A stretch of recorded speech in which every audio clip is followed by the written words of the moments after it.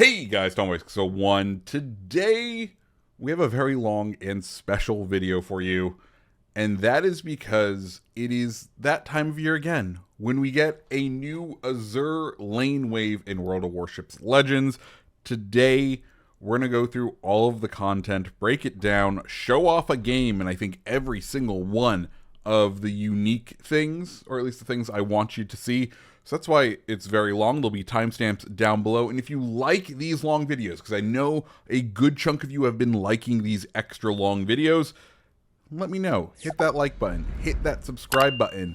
And with all that said, let's go ahead and dive on in. Now, there are, I guess, 3 ways to participate in purchasing or in attempting to get all of this Azure Lane nonsense. The first and foremost is, well, you can just buy it all. You can buy it all to the tune of 65,000 doubloons, which is absolutely insane. If you wanted to break that down, how much is that? How much is that, right? Let's get let's get the big old calculator out, right?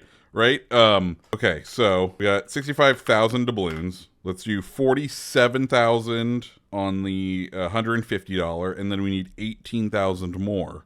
Oh, okay, so if we buy basically one of every package down below, 10, 5, 2.5, that would get us over the goal. So the cost to buy all of the Azure Lane stuff is 150 plus 40 plus 20 plus 10 is $220, which is absolutely absurd to purchase all of this stuff.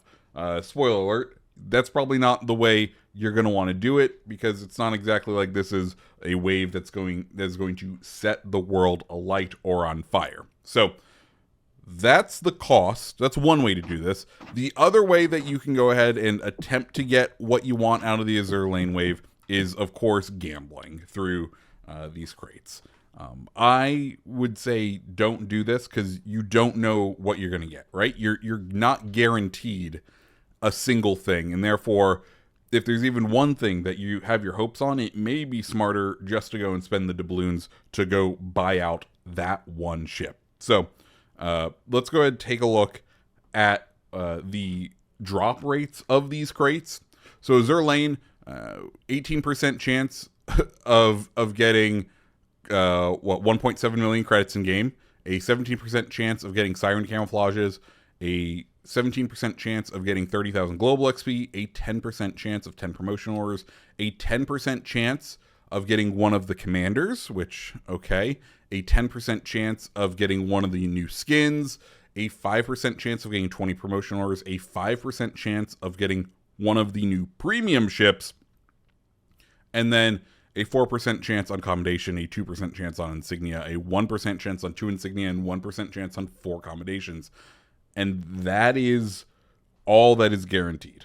So, like I said, I wouldn't recommend going down this route either. The other way is by individually purchasing. And say what you will about the good old wargaming, but at least they gave us the option this year, or I guess not this year, but at least they still have the option to purchase everything individually, as opposed to either a random bundle chain Dutch cruisers or only doing a super bundle, right? They have all of the new commanders just straight up cash transaction, which really is it sad that is the bare minimum of what you can expect these days from these ships.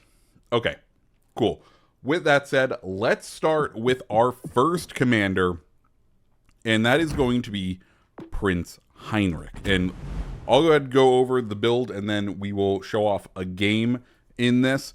I will say, Heinrich is probably my favorite of these commanders, just because she does slightly open up a different way to play the German mainline battleships as an accuracy build. I think she is the best accuracy-based commander for the German battleships. Is that for much? No, but the accuracy I was getting out of some of the German battleships was incredible. I'm going to go ahead, throw up a clip of blind firing a Michelangelo in an on-halt.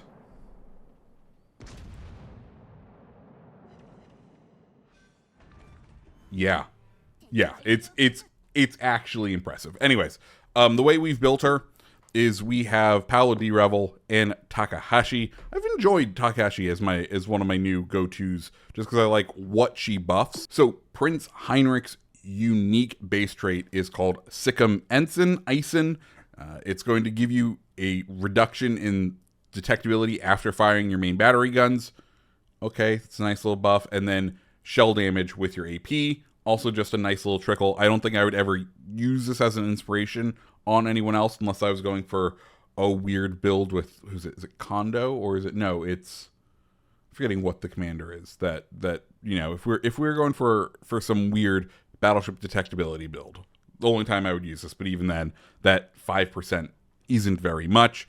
Then we get a lot of the accuracy traits, Formidable Cannoneer, gyrating drill bits, marksman, and then her unique skill. And also, the other option here, which is really nice, is you could also run Master Mechanic. So, Battleship main battery range up by 4, Battleship main shell grouping up by 4, which is good. It's nice. I think a lot of other people, if you're probably min-maxing Prinz Heinrich, you're running Master Mechanic, because then you're getting all of your accuracy traits with Master Mechanic to be an incredibly tanky battleship. And then we are running Fight Fire with Fire because you'd be insane not to these days. So with that said, let's go ahead and dive on in to a game in the Pommern using Prinz Heinrich.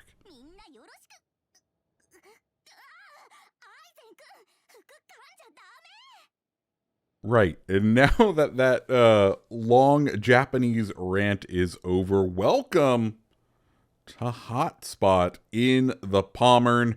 As you can see, we are fully buzzing with destroyers in this match, but that is absolutely okay with us because, well, we do have the sonar to help us deal with the enemy destroyers, and if we decide to drive ourselves down the middle or into the middle of the B cap, we know we're going to be in for a good time, and that's going to just be the plan. Anyways, Pommern with Prinz Heinrich. The German battleships with Prinz Heinrich have a unique flair to them. They're a bit fun going in for an accuracy build with them. And I think it's something that you may kind of want to look at is, you know, with the way the game has progressed in these past couple of updates, is reassessing the build into secondaries. And I know it's sacrilege to say, but I feel like we're at a point where, you know, you give up a ton in order to go into secondaries, and if you don't have enemies that are going to end up being cooperative, and by that I mean recklessly push into you, then you end up not exactly experiencing the best time when you're building into secondaries. Anyways, we have Johan heading in for us. We'll go ahead and fire our first salvo here of the match. I know, it's been a minute, but we got things on our mind. Accuracy out of Pommern, surprisingly decent with Heinrich. And that's the thing I kind of want to call out is the performance here did surprise me with how well Prinz Heinrich ends up making the mainline battleships actually perform with their guns. And I think if you are looking for an accuracy commander, Heinrich might be the one to go with. Anyways, we go ahead, pop our sonar. We know with that we will be able to keep spot on this Schultz right here, and then we will be able to start to engage once we get around this corner here. And you can see just how well at first salvo does. Only one hit, but that's okay. Secondaries are starting to go. Torpedoes getting knocked out left and right. That's okay. Of course, the one downside to what we've done here is going to be the fact that our secondaries don't really reach out and touch like they used to. Kutuzov also at this beautiful short range. Don't know what his plan was, but we will absolutely go ahead and start to engage him. Shells get in the overpens because he is using that broadside technology, and we are a little too close. in order to engage him. And he's going to go ahead and let those torpedoes out on us, and we will try and go ahead and dodge. But thankfully, he's still being spotted, so as he makes this turn, we should be able to get a pretty decent salvo as our rear turrets are finally lining up and giving us the chance to shoot at Kuzov. And I wish I had zoomed in on these shots, but I will say, Heinrich, the shells do feel like they group together a lot better than what I'm used to with German battleships.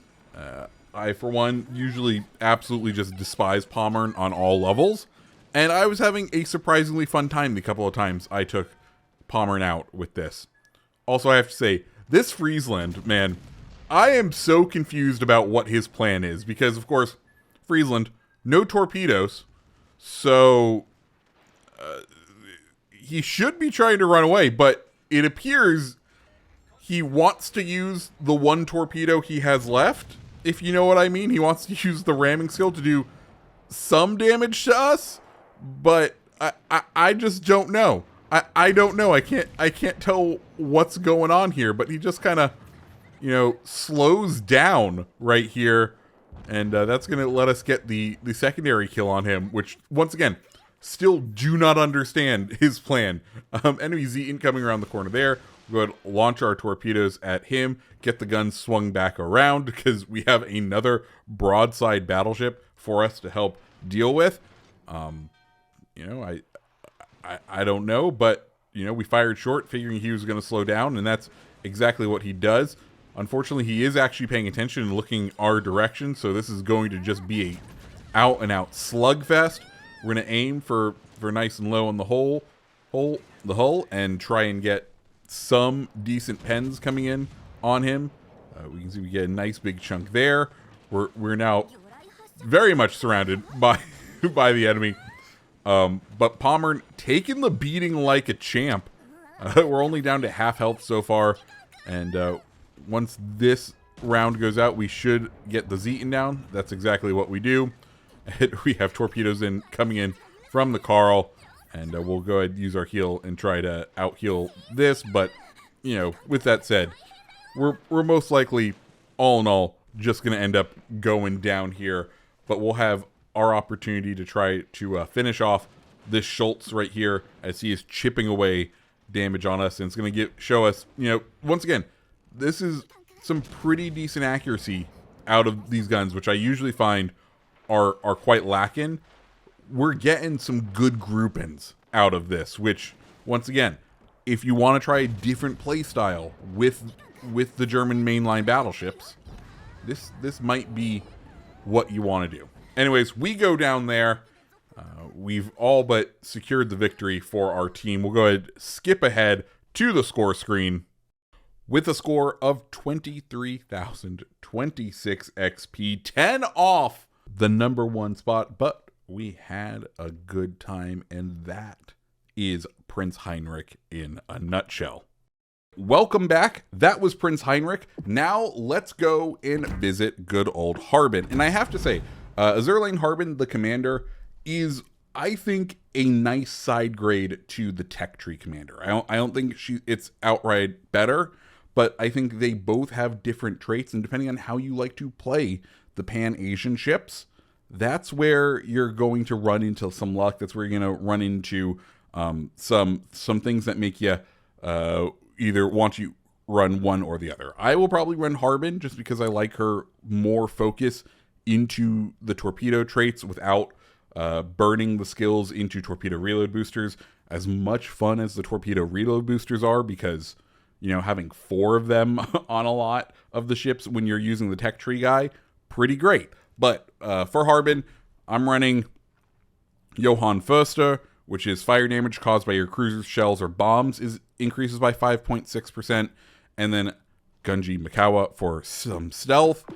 Base trait, it's going to boost the fire chance of your cruiser. Nice. And boost the cruiser's torpedo flooding chance. Also, great thing. Now, remember, most of the time you're going to be using this commander, you're going to be using deep water torpedoes anyway, which have a higher rate of flooding chance anyway. So this kind of like guarantees a flooded. It's not 100% flood rate, but this, you know, strength takes that strength and boosts it even more.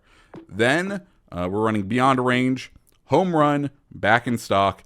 Her unique trait, which is Blazing Battle Dance Cruiser Torpedo damage while inside a smoke screen, is buffed by 4% and reload is decreased by 6%. Nice things to have down at this lower trait. You know, I think you could also run Knuckle Duster, maybe, just to get even more stealthy torpedoes or even smoke on the water. I think all three of these are viable skills. We're just running the unique skill because I'm going to use the unique skill when I'm playing the new commander. And finally, we're running Killing Distance, which is that legendary skill that was for the Japanese light cruisers. Now we get them over here, that buffs torpedo detectability, torpedo range, and damage, but depending on the range. So overall, totally built in torpedoes, a lot of fun. But you do also have the option kind of to go hybrid, where if you take this torpedo range off, you get the fire chance, you get the extra range on the shells. There's some fun to have. And with that said, let's go ahead and dive on into a game with Sejong in using Azure Lane Harbin. So welcome to Shatter in one of those tiny platform-only lobbies. You know, I was playing this weekend. I got a surprisingly high number of them during the weekend, which I guess makes sense. Someone has crossplay turned off. You end up getting thrown into them, and here we are. Anyways, because of that, we're going to play this a little bit more aggressively than we usually do, but I think that will also play to our advantage because, as I'm sure you're aware, when people get aggressive, they begin to push, and people who push in, that is where Sejong, that is where the whole Pan-Asian line of cruisers succeed. That's what you want in them. Now, I talked about this a little bit during the reveal of the Azure Lane stuff, but I think I've been doubly confirmed in my suspicion that the reason we have Azure Lane Harbin right now is because a lot of people should be finishing up the Bureau project for Jinan, or at least the hardcore folks will, and when they do that, they'll want a new shiny commander for their new shiny Bureau project.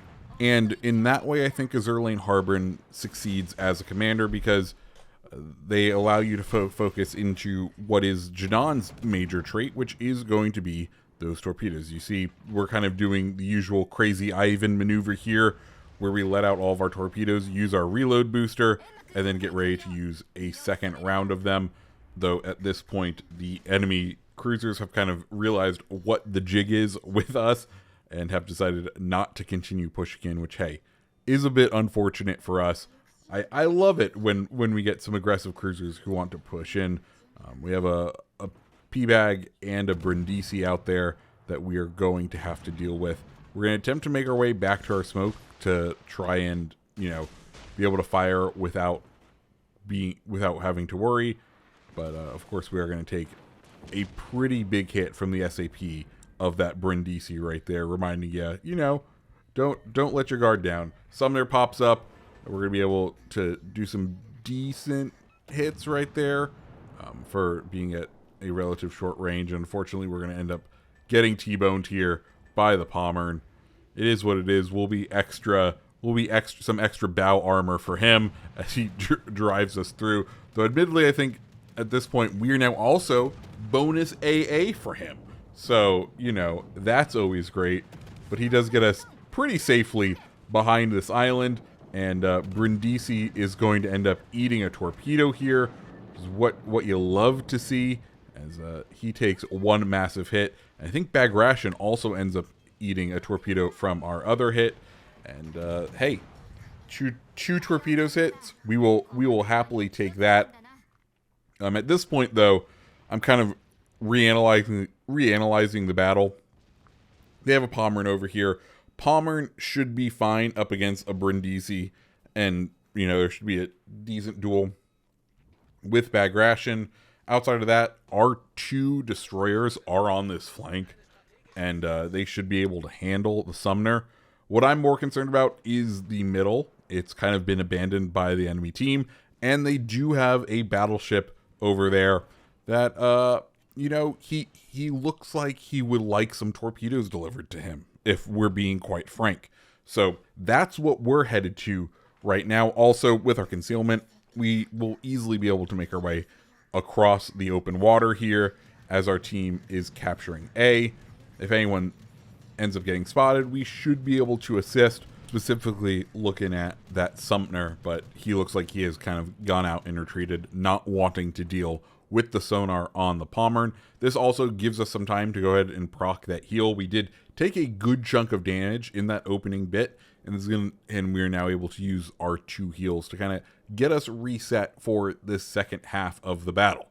I know we're only 5 minutes in, but also we have what 2/3 of the normal ships out in the fleet, so we're gonna get, things are gonna pop off relatively quickly, just because, you know, it's a small game, and therefore things are gonna get played weird no matter what we do. But from a strategy point of view, now we're just gonna head into B, take the cap, and then focus on engaging that battleship that is parked kind of in the middle of this area. As far as Azure Lane Harbin, the commander, goes, and how she's affecting our playstyle, I don't see her affecting our playstyle right in the moment, but I do like her as a choice between herself and Chen Xiaoquan, the tech tree guy, just because the tech tree guy kind of feels like he builds differently into torpedoes, but still into torpedoes and smoke. Of course, his base trait is around reducing damage while you're in torpedoes,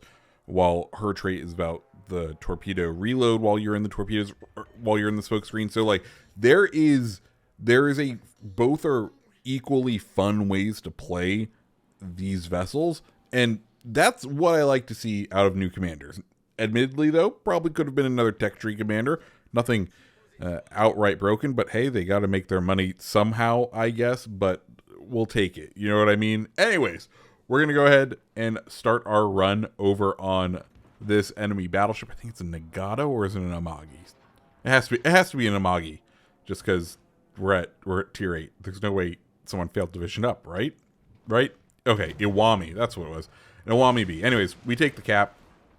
His secondaries, because I don't think he's looking at us, but we are taking some pretty substantive hits, which I was not expecting from our little, jaunt across the canal right there. But he is all but dead, but unfortunately, most of his health has already been taken. Or no, okay, that was someone else. But we do get 4 torpedo hits, take him down, get the Dev Strike, get the high caliber, and now our team has all of the caps, and we are very much in a winning position. As far as our health goes, we're not in the best place. We're gonna have to be a bit more strategic, but at this point, the writing is on the wall. Our team is going to be taking home the victory for this match, and as of right now, only one ship's not going home on our team. Which, hey, take the wins where you can. Am I right? Anyway, Sumner looking for a way to kind of escape across the this island, try to break contact with our team. That's fine by us, because that's going to throw him right into our jaws and our beautiful HE, which we should be able to chunk him fairly well. Right here, we take out his torpedo, or at least damage his torpedo and his prop, and hopefully we can go ahead and finish him off right here. Okay, one more set. Hey, there we go. Fire ends up taking him out. We get the kill, and then it is Brindisi's turn. Can we go ahead and finish off Brindisi here? We do get the fire, which does help us out, because our HE pen doesn't exactly do us favors on Brindisi.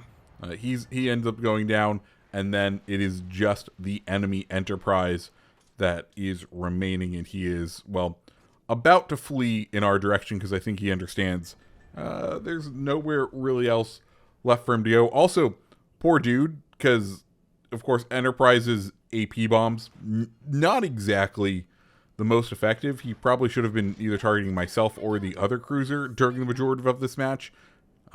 Maybe that's who did all that damage to us, though I don't remember AA really going off. I don't know, but I feel like we should have been the prime target, because he could do some substantive damage to us. But at this point, he is well within our range, thanks to Beyond Range, and we are going to be able to just start chunking down Enterprise. Or I guess not, because our teammate's going to finish it off. Anyways, guys, that is Azure Lane Harbin in Sejong. Let me know what you think. as we end the round with some 2,600 points and up on the top of the leaderboard. So that was our game in Sejong using Harbin. Let's now go ahead and talk about Formidable. Now, I'm not going to show off a game in Formidable. The reason for that is aircraft carrier gameplay.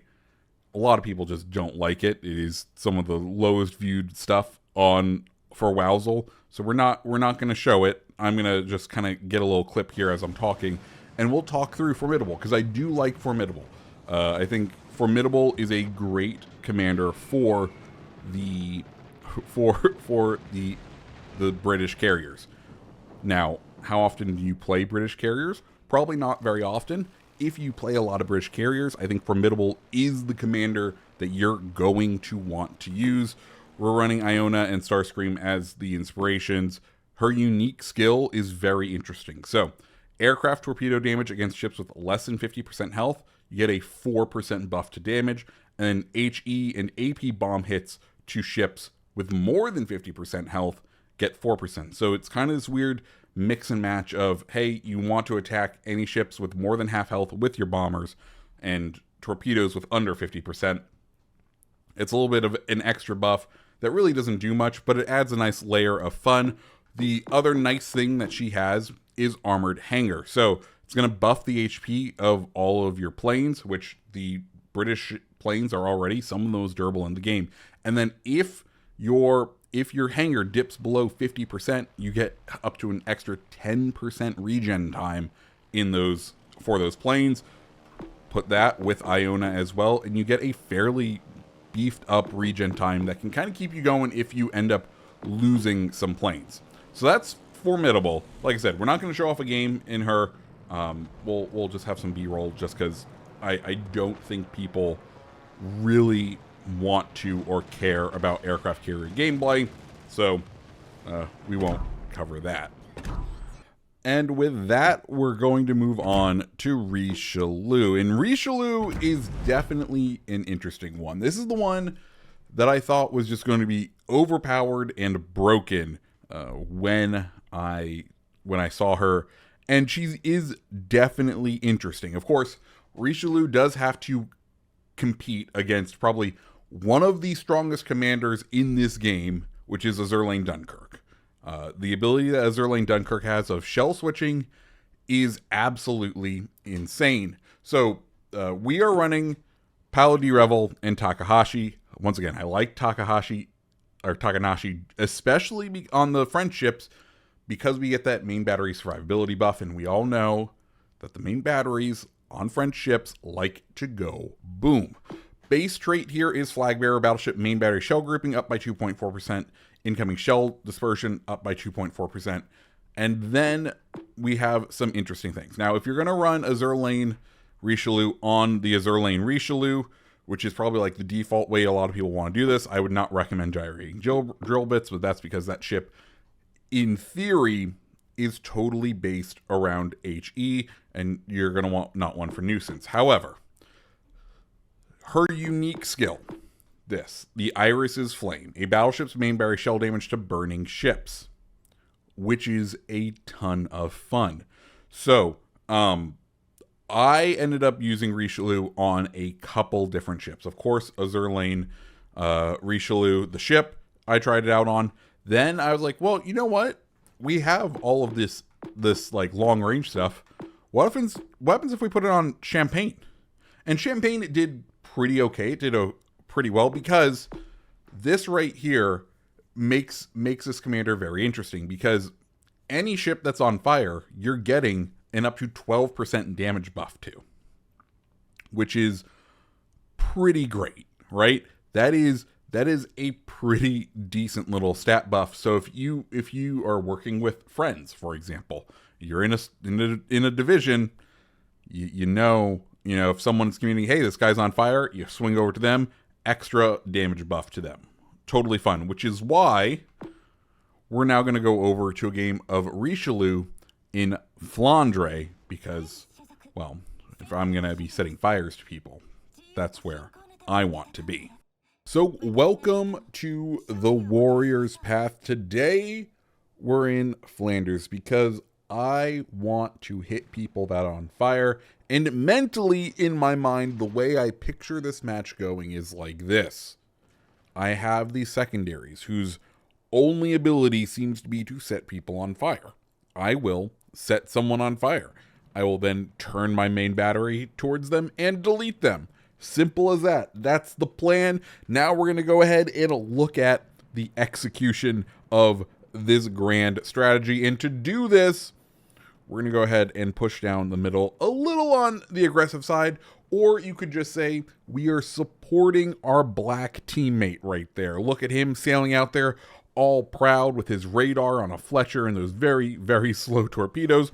We're going to provide him some cover, but first we have this Iowa to shoot at, and look at those shells. They look beautiful, and let's see how we do against this Iowa. Pretty decent opening chunk. So I think we can go ahead and, check off on the checklist long-range performance on the guns, or at least that's what I'm going to say. 20,000 K first hit out of it. I'm going to go ahead and say, the long-range performance is there. You maintain it with Richelieu, of course, kind of what it's built on. Now let's go ahead and see if our grand plan of being able to use our secondaries to set people on fire works out. And it looks like we have a fellow French ship to test this on. Probably not our smartest move pushing in this early, mainly because, of course, Picardy, with its secondaries, is going to be able to do some pretty decent damage to us overall. And with that first opening salvo, that Iowa is definitely going to be hunting for some revenge. But that's fine, because we have this very willing test subject in Picardy. So we can see he's now well within the range of our secondaries. We're going to go ahead and burn our first heal, get those guns ready to begin to engage him as he starts to come around the corner here. And can we get a fire? Well, he already has a fire lit, so that means we get that bonus amount of damage. 7K off of off-angled shot. Not too bad for one pen and two over pens. We're going to continue to turn out here as he double sets two fires on us. And we continue our turn away here. And of course, this does invite a lot of the other battleships to go ahead and shoot at us. But Picardy out there definitely suffering as we finish off this beautiful gamer turn, taking surprisingly not as much damage as I thought we would in this grand expedition. But Picardy doing a very good job of kind of slowing down. I was like, okay, well, he's guaranteed dead. Let's see if we can go ahead and snipe the Suzuya at long range here. We have our black providing us a smoke screen. Oh, this is beautiful. Richelieu. We should play Richelieu on Flanders more often. Well, there's a double fire for us and a big ol' hit in the rear of the ship. And with that, we aren't looking too good anymore, especially because we still have 36 seconds until that damage control party comes off of cooldown. Thankfully, without us firing our guns, we have drop spot, but these two fires are hurting us bad, given that they're the perma fires. I was really hoping for one more fire to get set so we could go ahead and trigger fight fire with fire, but it doesn't seem we are going to have that sort of luck today. We're going to have to end up burning our heal right here in order to make anything happen. It is what it is. We are definitely not looking the best at the moment, but it is, we had our fun right there, and for 40,000 damage, I'm going to say it's probably not worth it, but it's okay. It's okay. Iowa taking his shot of revenge that after our big ol' hit on him. It's okay. At this point, though, let's look back at the map, because we can see that the right side of the map for us has completely collapsed. The enemy is owning that side of the map, and we need to do something about it. So what we're going to do, we know there's this curious DD poking around the corner. So we're going to go ahead, tuck in behind this island, because we got spotted. We know that DD probably let go of his torpedoes. There are the aforementioned torpedoes. I'm being indecisive here, because I'm like, okay, are we going to be able to hit this King George for any damage, or are we going to end up visiting whatever destroyer this is first, and are we going to want the HE from the destroyer, right? These are the choices that we have to face. King George looking good, and right as we lined up a shot, unfortunately, he dips out, and that means it looks like we're gonna have to face this destroyer with the AP we have loaded. Luckily, Ostagotland, not exactly the highest damage torpedoes for us to have to deal with.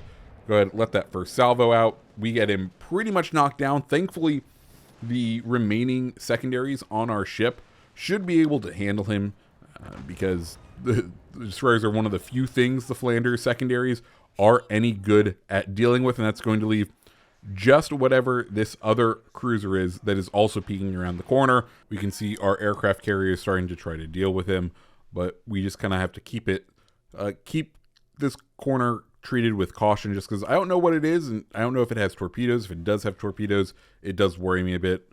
We probably should have the AP loaded here, but you don't know at this point. I don't know what it is, and I think the HE is probably the safer bet. But at this point, I'm like, oh man, if we had the AP, that probably will just be overpens anyway, as we knock out several of his items. But we do now know what we are dealing with around that corner.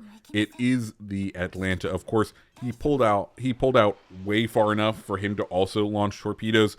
I don't know. Like, at this range, I'm not too concerned about them. Atlanta has not incredibly, but decently short range kind of point defense torpedoes, right?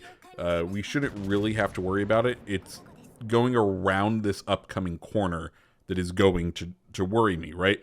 We're going to have to give it a wide berth, because if he wants to stay right behind that corner, I think he will be able to he could easily do that and then challenge us with the torpedoes. And given the broadside technology and us having very high velocity French AP, we are most likely just going to straight overpen him, and then he will laugh at our face and drop torpedoes on us, and that will be it. That'll be the game, right? So we're going to kind of be cautious as we come around this corner, being fully aware that we may have to bail out, may have to make some turns, juke out these torpedoes that would be coming around, because that's kind of the play that I would be making in this, is trying to get in close. And we're going to go ahead and hit that engine boost to help us around. The other reason I'm hitting this engine boost, because if you look on the mini-map right now, we can also see that their battleships are starting to use this central kind of transfer area, the central kind of route that has cover. And if we can kind of surprise them on one side, we should be able to get some beautiful broadsides that we are able to farm some great old citadels out of, or at least that's the hope. And we can see as we're making this corner that the Atlanta has popped up. He's nice and far away, so we're kind of clear to go ahead and start making this more aggressive of a play. We now see our enhanced secondary battery is about to come back online, which means we should be able to have some fun in a brawling setting with our accuracy built Flanders. And this is the fun of, I think, or at least this is the fun that I'm having with Azure Lane Richelieu, is I'm getting to have an accuracy commander, but still have a large benefit from my secondaries, right? I'm receiving a kind of a make good for the lack of secondary damage. I still get the fire damage, so if I set fires, that's great. And if and when I set those fires with my secondaries, then I get a benefit from them of getting the bonus damage with my guns. So I think it all makes up for it, and we can see Atlantis torpedoes run out of steam just in time for us to avoid them there. He's utilizing some broadside technology, and we are just getting over Penn City. And now we're going to have to go ahead and deal with this King George. Now, I kind of wanted to ram him. I know there's times for it and there's times not for it. But at this point, we don't have much health. We should, very much start rushing in. He gets the double fire on us. Atlanta finally goes down. Our secondary is not able to kind of fire forward, which is definitely a downside, and our butt catches right on the rocks there, and as a result, we're going to lose all of our speed. So we are just going to have to go ahead and farm as much as we can out of this King George. But the next salvo, we are definitely going down. And there we go. We go down, but still, Azure Lane Richelieu, a ton of fun as a commander. And let's go ahead and look at that score screen. Only 1900 XP. I mean, what else can we expect? That was a fairly low-scoring game for us. But hey, still a fun match, and kind of, you can see the gears that can turn when you play Richelieu. Right, so that was Azure Lane Richelieu. Now let's get into the final commander, Azure Lane Asashio. And Azure Lane Asashio is fine. It's okay. We're running Eric Bay in Deng Shizhong, probably double concealment build. The base trait here is interesting. Destroyer torpedo damage while undetected by enemy ships. You can get up to a 6% buff, which is very nice. Usually these damage buffs only go up to 4 or 5%. So to get a 6% buff, get that extra percentage is nice. You do have that kind of bonus factor there, this bonus modifier if you have to be undetected, which is totally fine in a Japanese stealth destroyer. Then her unique skill, or I guess the way we're running your Subsurface Venture back in stock, Torpedo Safari, then her unique skill is Strike Them Down. Now with Strike Them Down, what it is one, you get torpedo speed buff, that's nice. Then you reduce the torpedo protection number on the enemy ship by an amount per torpedo hit, which on paper sounds like, oh, that could be fun. But then you remember that you have, even built into torpedoes here, you still have a pretty decent weight on torpedoes. And if you are hitting an enemy with any respectable number of torpedoes in a Japanese torpedo boat, they're going down. This, like, I don't find this skill to be very useful. I think Gunzo Chiha is still miles and miles ahead of Asashio. And with that said, let's head out to a game with her. This time, we will be on Haven. And I'll be honest, I don't think Asashio the commander pairs well with Asashio the ship at all. But I figured, you know, one of these we have to use the commander on the ship of the same name. You will probably note the skin that is on the Asashio. This is the one that is available in the shop as well as part of the Azure Lane Wave 6 stuff. It looks nice. You know, it's fine. Is it worth 5,000 doubloons? Definitely not. But hey, you're an adult, most likely, if you're listening to this, based on my viewer statistics. So you can go ahead and make adult choices with your money on how you want to spend it. I just would not be spending it. Anyways, we do have Azure Lane Richelieu somewhat in range. So we're going to go ahead and dump a set of torpedoes towards him. And we're going to set another set of torpedoes out at sea. The reason for that, one, well, Richelieu no longer pushing in because he got spotted. And he goes, oh, I don't want to push into a destroyer, which makes sense.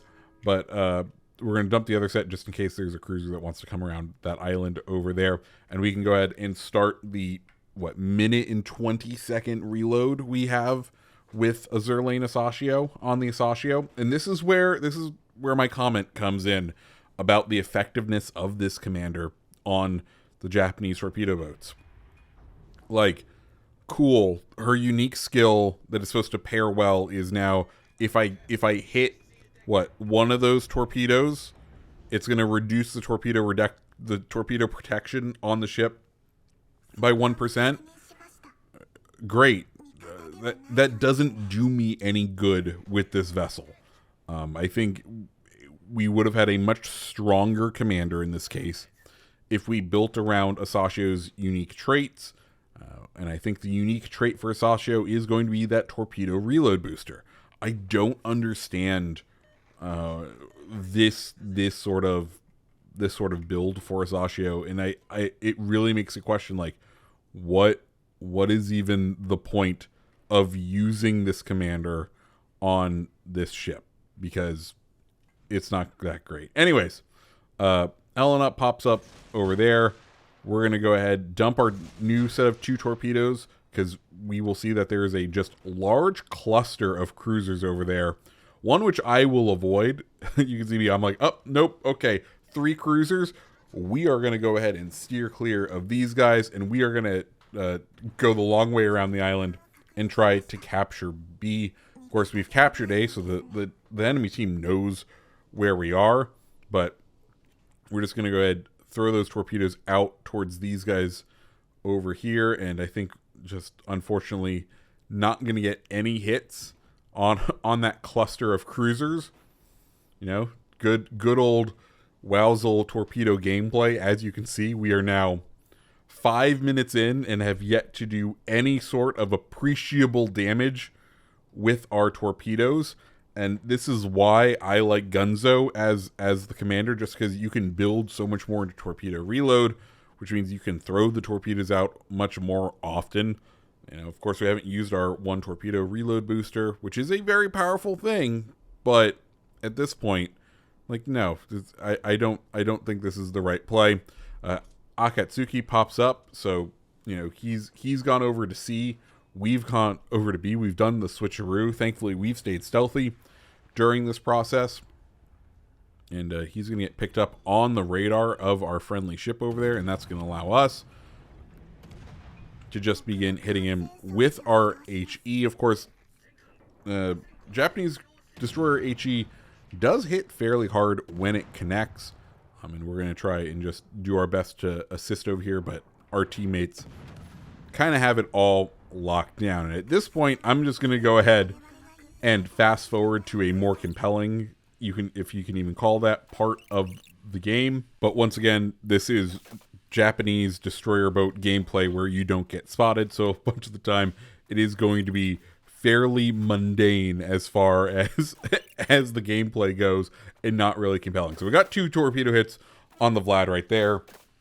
We have this cluster of other battleships that have popped, that have all kind of just gone in the back. We've burnt our torpedo reload booster. Our torpedoes, our fish are now swimming out there, and we are taking the final cap.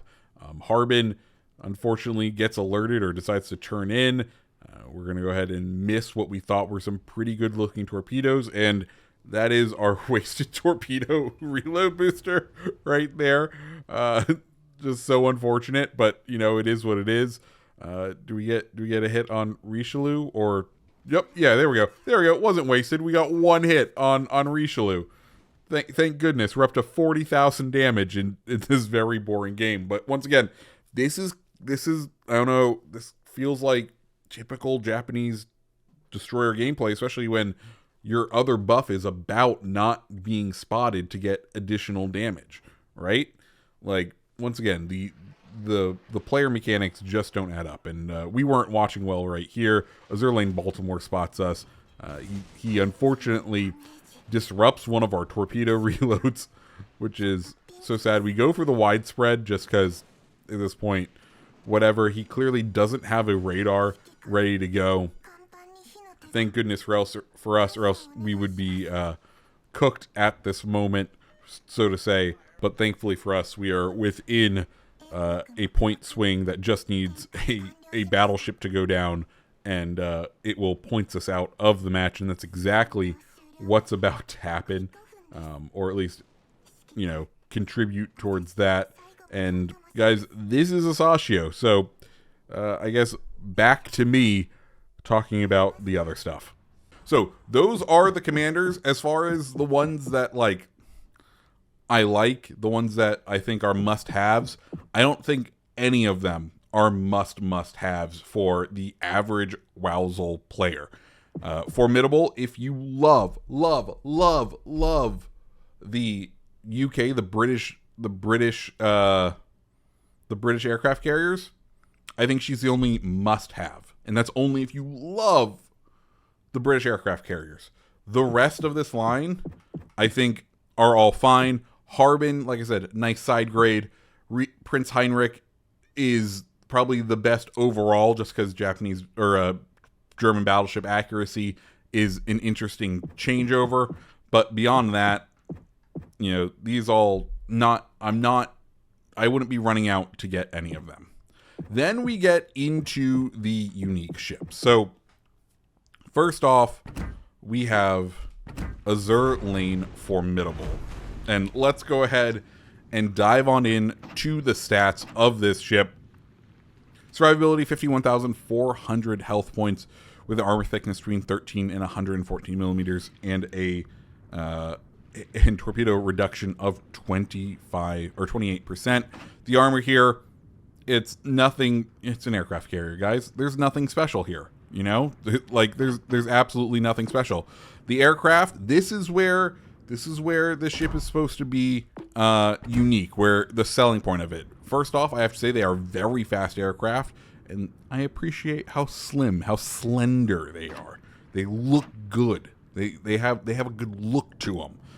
You have de Havilland Sea Hornets, and the unique thing about this ship is those squadrons. So you have HE skip bombers and AP bombers, and I will say this is going to be another ship where I'm not going to show off a game in it because aircraft carrier boring, but the HE skip bombers are fine. I'm not a fan of the skip bombers. Whatever, it is what it is. They hit okay, but really not that hard. It's no Choklov, right. And having only 2 bombs in the payload, it leaves some to be desired, and that's okay. But then you get to the AP bombs, and these are, if you thought Enterprise was a disappointment, here we're gonna come back to here. World of Warships devs, you owe the British people an apology because you hurt them with this ship. These AP bombs are the worst in the game. Just absolutely terrible. And the reason for it is they don't do nothing. They made the bizarre choice, or I guess it's not a bizarre choice, but they made the choice that, well, this isn't a German ship. It's not a dive bomber. So actually these planes are going to be level bombers. They are not going to vary the pen, which is how the German dive bombers work, right? You start at the top of a dive and you drop the bombs. You have a higher amount of pen than if you're low in the dive when you drop the bombs. That is not the case. These planes fly absolutely flat, which means you have the same pen no matter when you drop the bombs. And that pen can't hurt battleships, and good luck hitting cruisers with it because there's only 4 of them. It is terrible. It is absolutely terrible. I do not recommend this ship at all. Let's go through the rest of the stats just so you have them down. We're running firing range 4.5 kilometers for the secondaries, which it does have secondaries, which is nice. AA isn't very great for an aircraft carrier. Maneuverability 30.5 knots, turning circle 970 meters, and a rudder shift time of 13 seconds. Not that anyone is racing aircraft carriers. And finally, concealment is at 12.1. As far as the loadout, as far as what matters, we are running flight control mod 1, air groups mod 2, concealment, and then finally flight control mod 2. The last thing that you probably want to know is the commander. We're running the default commander for the Brits just because I think it's better for this ship rather than Azure Lane Formidable, but hey, that's fine. Cool. So that's Azure Lane Formidable. Let's go ahead and talk about Azure Lane Richelieu. This is probably the highlight ship of this entire Azure Lane Wave.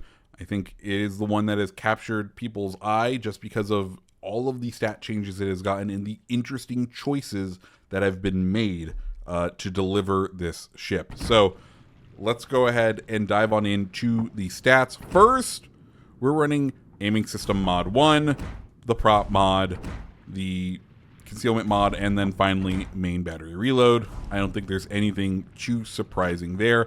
As far as consumables go, we have the damage control party. We have the repair party, which is a okay repair party. We have defensive AA, which is nice. And then finally an engine boost. So nothing too overpowered in the skills, which, it's kind of what you would almost expect. And I guess we should now go ahead and talk about some of the hidden stats that are that the Azure Lane Richelieu has. So we can go ahead and take a look right here. So from a regular Richelieu, the changes are main battery dispersion has been reduced by 12.67%, so an accuracy buff. The main battery range has been increased from 15.96 to 18.4, a significant buff there. The main battery HE shell penetration has been increased from 63 to 95 millimeters. The main battery HE damage has gone up from 5,400 to 5,800, which is also incredibly strong. And then the HE shell fire chance has gone from 36 to 38%. Okay, all of these are incredibly strong characteristics. What has it given up? Well, we get the AP shell penetration multiplier reduced by 11.7%. The main battery AP damage reduced from 11,900 to 11,000. Detectability range by C increased from 15.26 to 15.72, so it's more visible. A bunch of just more visibility nerfs. Then enhanced secondary targeting will replace with defensive AA. I would say that's a buff. And observation seaplane and catapult fighters consumables removed. That's fine. They don't do nothing. So that's what we've given up to get Azure Lane Richelieu. And the default answer, I think, for a lot of people is to run this ship with Azure Lane Richelieu, the commander. And you have every right to do that. But I think it's the wrong call, and I actually run it with Azure Lane. I actually run it with Azure Lane Dunkirk because she's still the most powerful French battleship commander. And with these changes, you now have a Richelieu that I think stands up to Jean Bart in some ways. And we'll cover that a bit later. Anyways, survivability, 54,430 hit points with an armor thickness between 18 and 430 millimeters, with a torpedo damage reduction of 35%. We'll go ahead and take a look at the armor.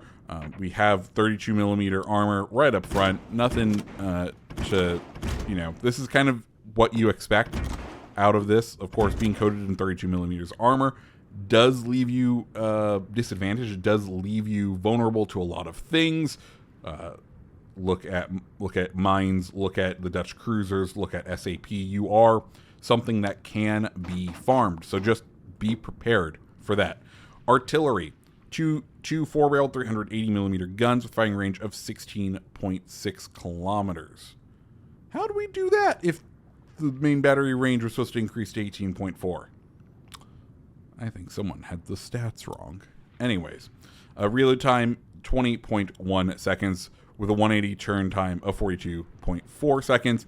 Max HE shell damage 5,510 with a fire staying chance of 38% and a max AP shell damage of 10,450. Still a very respectable number. And once again, the stats on this page, on the advertisement page, are just flat out wrong, which is very interesting, right? That's very interesting. Anyways, secondaries 5.2 kilometer range, and they'll do okay. They're French secondaries. They're not going to do too much. AA, serviceable, not the best by all means. The AA consumable definitely helps. Maneuverability, 32 knot top speed, 850 meter turning circle, and a 15.4 second rudder shift time. And finally, the concealment, 13.5 by sea, 11.3 by air, and 14.4 when firing in smoke. That's Azure Lane Richelieu. Let's go ahead and dive on into a game with her. So for the second time in this video, we are in a little micro match, a all one console game.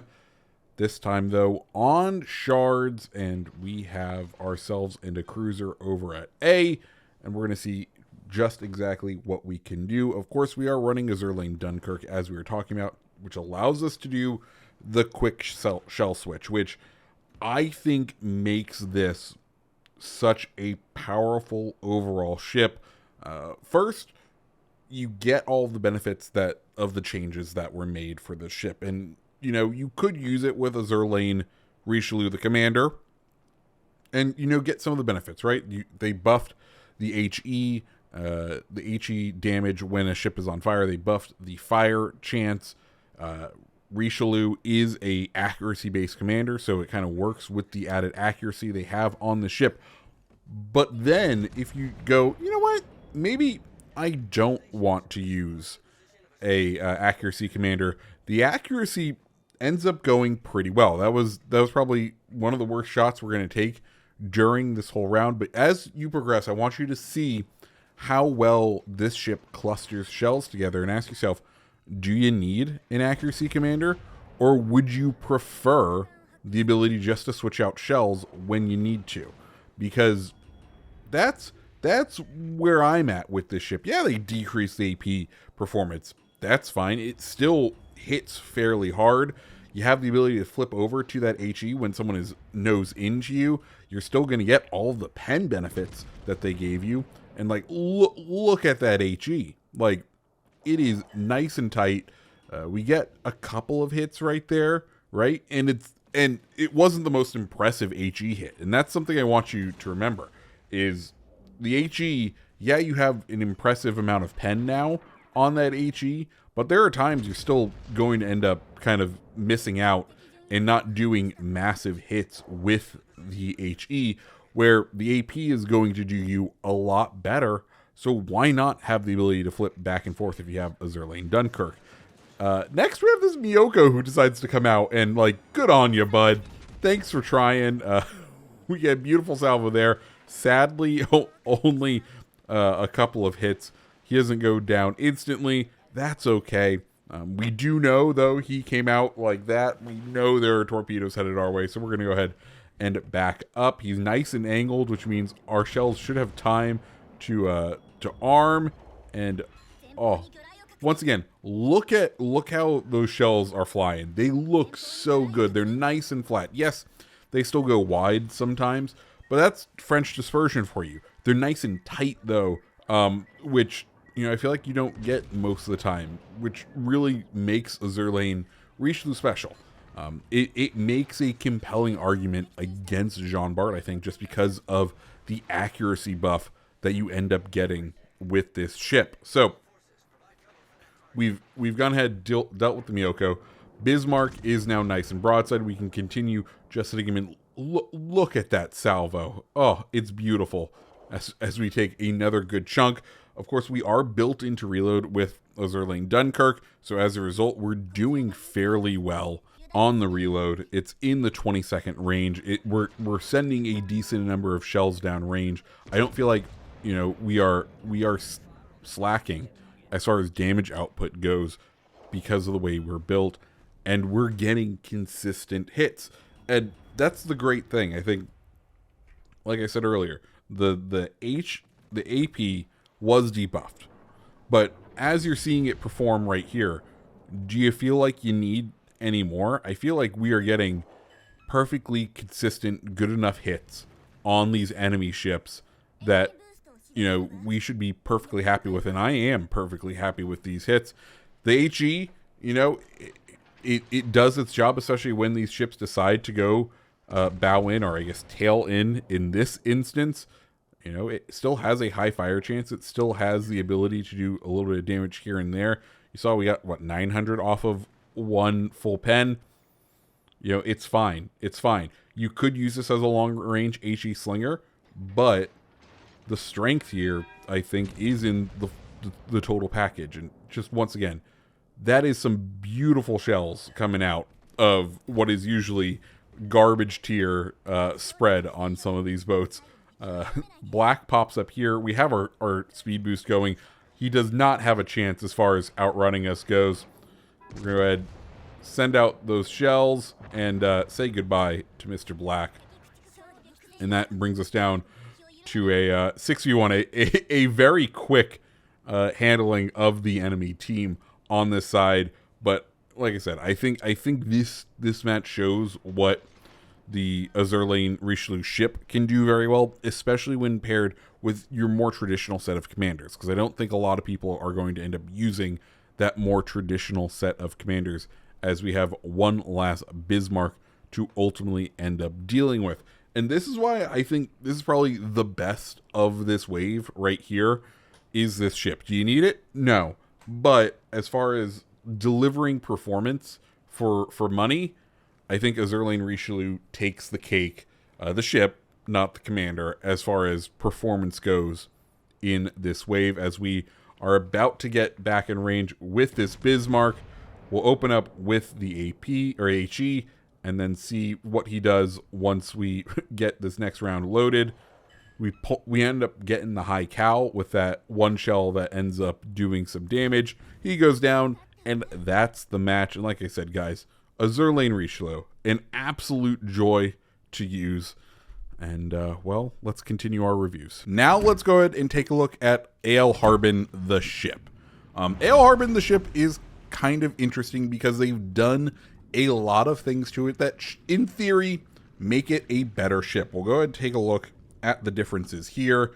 So we have ship HP increased to 3,400, increased chances of flooding with torpedoes, HE fire chance up to 8%, main battery reload reduced from 4.9 to 4.8, HE damage has been decreased. They reworked the smoke generator. They also switched out the torpedoes from deep water to regular torpedoes.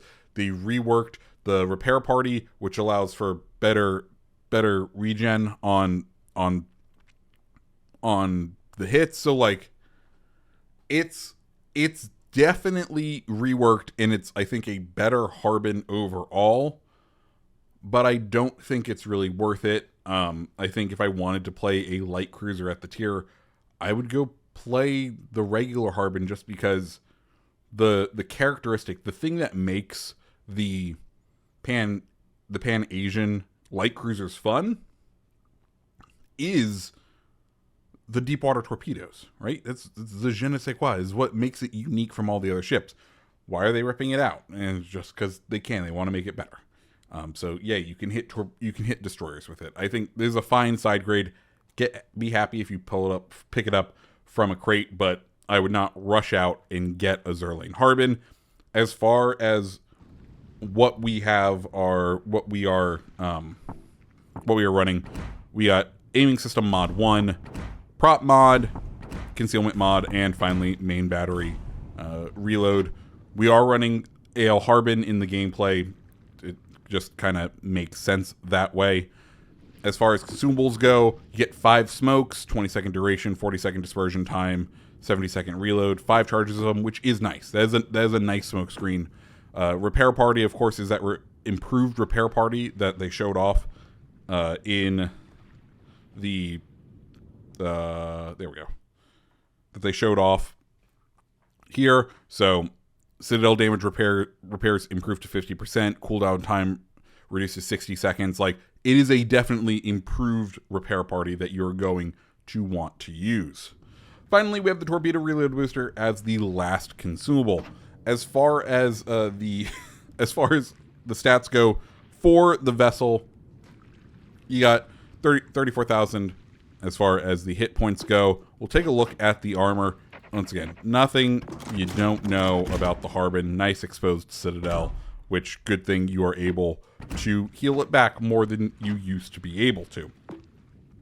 Artillery, 5 2-barreled 130mm guns, firing range 15.9 kilometers, reload time 4.3 seconds with a 180 time of 8.5 seconds. Max HE shell damage is 1,800 with a fire setting chance of 9.6% and an AP damage of 2,300. The torpedoes, 4 3-barreled 533mm torpedoes with a reload time of 108.1 seconds. 180 time on them, 6 seconds. Max damage, 18,600 with a 1.2 kilometer sea detectability range. They have a 12.5 kilometer range overall, and they go 64 knots. AA, pretty respectable, pretty okay. You can see not huge numbers, but lots of different rings. Max range on it, 5.2 kilometers. Maneuverability, 33.4 knots with a turning radius of 660 meters and a rudder shift time of 6.9 seconds. Finally, concealment, you're looking at 9.5, making it fairly stealthy for the tier. And with all that said, let's go ahead and dive on into a game in Harbin. So welcome to the Islands of Ice in a full match, and we are out on the A flank. For us, the job is going to be fairly simple. Hope some ships push into us. Same thing as always with the Pan-Asian light destroyer or light cruisers.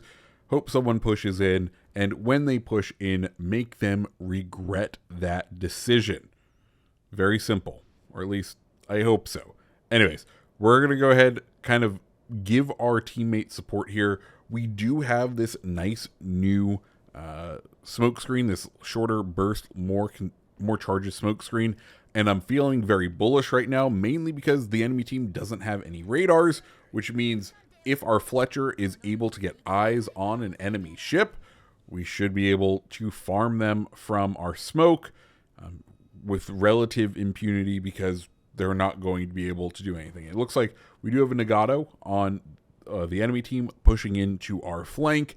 That's all we know so far, but given the distribution of ships, we should expect at least another cruiser and a destroyer, given that we must be on one of the flanks that received the battleship as well. Anyway, Fletcher chilling in the cap, doing a good job sitting in the back. Kind of his job, just because he is a gunboat DD, he's going to have a relatively large detection radius. We have a bigger one, but once again, we have the smoke and we don't mind burning it. That Fletcher, he could end up burning it, and he's out one of his main smoke charges for the game.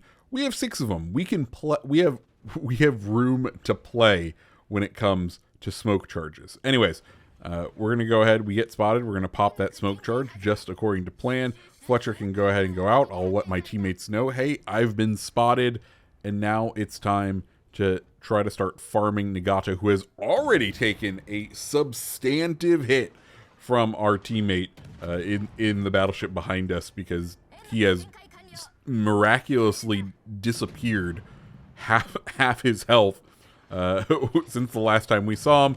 We'll go ahead and assist him with that mission by setting a fire and seeing what exactly we can go ahead and do. Then we get this guy over here, which this poor mobile player disconnected, and well, that means we are going to be able to farm him fairly easily for this game. Right now, I'll be honest, my only goal, get a single fire on the DE7. If we can do that, we should have ourselves some fun. We also have a New Orleans pushing in, and thank God we're reversing, because there are some torpedoes with our name on it right ahead of us. New Orleans is a little scary for us, especially at the angle that we currently are, because, well, you know, American AP ain't nothing to shrug off, especially American AP from the cruisers. And if he decides to start looking our way and deliver that hand of justice that is American AP, we could be finding ourselves in a wee bit of trouble. But thankfully for now, we're just going to go ahead and continue farming him with the HE. And if he goes ahead and turns out, we may flip over to the AP just to see if we can get what we can get out of this. You know, if we can start hitting citadels, that would be great. But we just need to be cautious of our angle, because if we give too much up, we are definitely going to end up regretting it. And you can see we're doing a little bit more damage with the AP. We are not kind of finding the best performance, but we'll go ahead, kind of nose touch this island here. We are still spotted, which tells us that other destroyer is somewhere off on our right flank. But at this point, I'm more concerned about trying to protect our destroyer from this New Orleans. You know, we can deal with the other destroyer in time, but for now, New Orleans is going to be our priority, and hopefully he's kind of dialed in trying to get our cruiser. Unfortunately, we didn't have the AP load for this first salvo. We probably should have, but you know, hey, at least we got a fire out of it. We aren't totally properly angled. I think on one of these salvos coming up, and you're going to see just how hard that New Orleans can end up hitting us as we try to slip right behind this island, and boom, those last 2 shells go ahead and go right through our citadel, though you can see that improved heal with how much we were able to recover, even though those were clearly some large citadel hits for us. That's okay. That New Orleans is on the last of his life. maybe we can move into our Fletcher smoke screen. If not, we should be able to do something here with getting this New Orleans knocked down. I am also just kind of paranoid of wherever else this other destroyer is. And, you know, if our friend, the DE7, decides to wake up. At this point, I don't think I had clocked that the Nagato had gone down, so I was also a little paranoid of him. But I think it's in this moment where I'm like, oh, wait, they've lost a battleship, and it definitely seems to be on this side. Cool, we can push in with reckless abandon then. As DE7 pops up there, I'm like, okay. How can we, are we in torpedo range? Can we make a torpedo run on this AFK guy? Because if we can, we'll go ahead and do that and get the free kill, because we can just let these go. And if we need to burn a torpedo reload booster on this New Orleans, we can, but it's not like he has torpedoes. We should be able to handle him quite easily. We flip over to the HE just because I was expecting the AP to finish him off. HE doesn't do the job. We're just hitting him in the armor belt and not getting the pens. That's okay. We knock him out. And I'm like, okay, cool. We've done this. What else do we need to do? Because that's being supported in. Oh, hello, smoke that's back there. Clearly, that's our enemy destroyer that we now should probably go and handle. So, as much as I want to go ahead and push into B, that's not going to be the smart play. As a cruiser, I do kind of have a solemn duty to go ahead and attempt to do something about the enemy destroyer as we pick up the dev strike on the DE7, and we then head back in towards the smoke to try to end up challenging this last destroyer. Though we are spotted, which tells us there is another destroyer out and about, most likely back in the direction of B.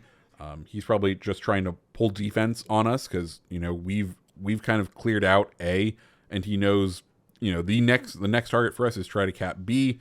It's a fantastic. Good for us. Our destroyer is spotting him. Our Fletcher is going to start engaging him. Fantastic. Not going to be able to shake him, but he is going to be open season. So instead of pushing into the smoke that is up ahead of us, we're going to go ahead assist our destroyer in trying to kill this fantastic. He goes ahead and dumps his torpedoes towards fantastic. To get away from that, he's going to turn basically broadside to us, which is going to allow us just to pump him full of HE. He ends up taking that torpedo, and he's all done. But now the smoke is gone, and we are still spotted, which tells us destroyer is spotting us, and we should probably be alert on the torpedoes. We need to kind of start heading him in, try to cut him off. He's either heading towards our battleship and trying to sneak through the middle, or he's gone kind of left and he's going to go out wide to try to just drop spot overall. Fantastic did end up dumping torpedoes towards us, but thankfully we're able to move out of the way. And at this point, I'm like, okay, what's going on? Where is he? But thankfully, he goes ahead and starts capping A, which, hey, once again, take the victories where you can. We know where he is now. We're going to go ahead, kind of just pop out around this island because he should be somewhere nearby. And unfortunately, spoiler alert, he has the same plan, but hey, guess what? We have torpedoes that can hit him. So as part of showing off this ship, we're going to go ahead and use the torpedoes that usually these ships don't have to go ahead and engage. We don't quite hit his torpedoes there. We're waiting to see when our torpedoes can launch. Go ahead, dump our torpedoes. He has a claimed hit on us. We're going to dump one more set of rounds into him.